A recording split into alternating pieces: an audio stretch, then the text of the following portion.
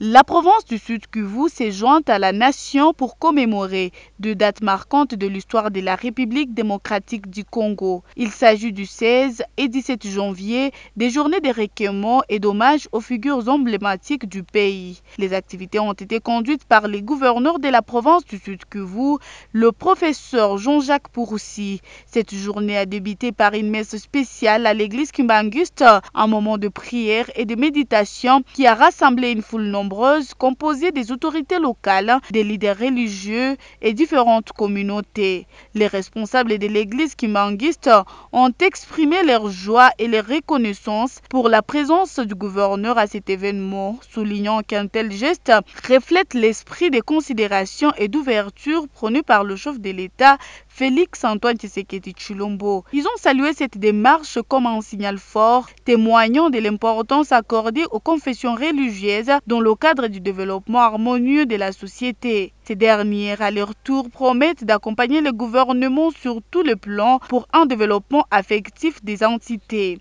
Le numéro 1 de la province, avec tout son gouvernement, viennent ici pour dire nous allons spirituellement communier avec le premier martyr de ce pays. Je pense que le sens, c'est à chacun de tirer. C'est-à-dire la conclusion, elle est là.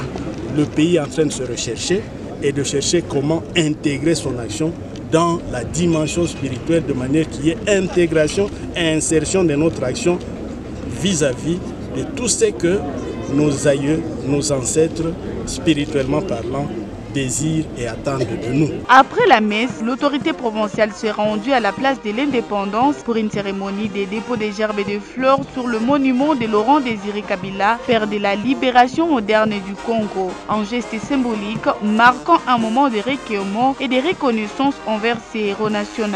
Dans son discours, le gouverneur a rappelé avec enthousiasme le célèbre slogan de Laurent Désiré Kabila, « Ne jamais trahir le Congo ». Il a exhorté à cette occasion les jeunes et l'ensemble de la population à faire de cette devise un credo de vie, symbole de l'unité nationale.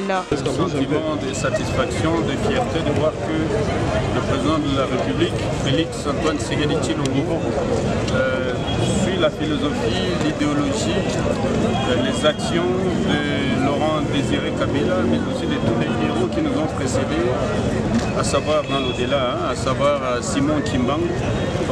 Au-delà de Simon Kimbangu, il y a aussi Patrice Emery Lumumba. Nous pouvons aussi citer Étienne Tshisekedi Wamulumba, d'heureuse mémoire, qui se sont battus pour la paix, la sécurité, la prospérité, mais aussi pour l'indépendance politique, économique, sociale de notre pays. Nous avons un sentiment de fierté de voir qu'aujourd'hui, nous avons des jeunes Congolais qui sont en train de se battre pour que la paix, la sécurité, la stabilité soient rétablies sur l'ensemble du territoire, et plus particulièrement ici chez nous, au Sud Kivu.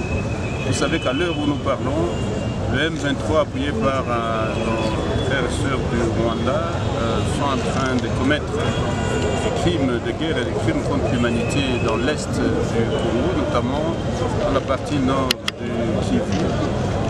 Nous savons qu'il y a des groupes armés appuyés par ces pays que je viens de citer aussi dans une partie du Sud Kivu, dans la partie sud-sud. Les jeunes Congolais qui sont en train de se battre à l'heure où nous parlons.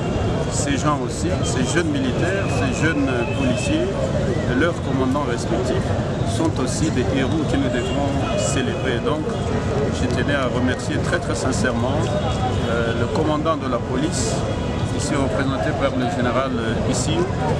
Je tenais aussi à représenter le commandant de l'armée, notre 33e région militaire qui couvre le Sud Kivu et le Maniema. Notons que cette journée à Bukavu a été un moment fort de mémoire collective et de réaffirmation de valeurs de patriotisme, d'unité et de solidarité. Les autorités religieuses et civiles ainsi que les habitants de la province ont réitéré leur engagement à construire un Congo prospère, fidèle à l'héritage des héros de la nation.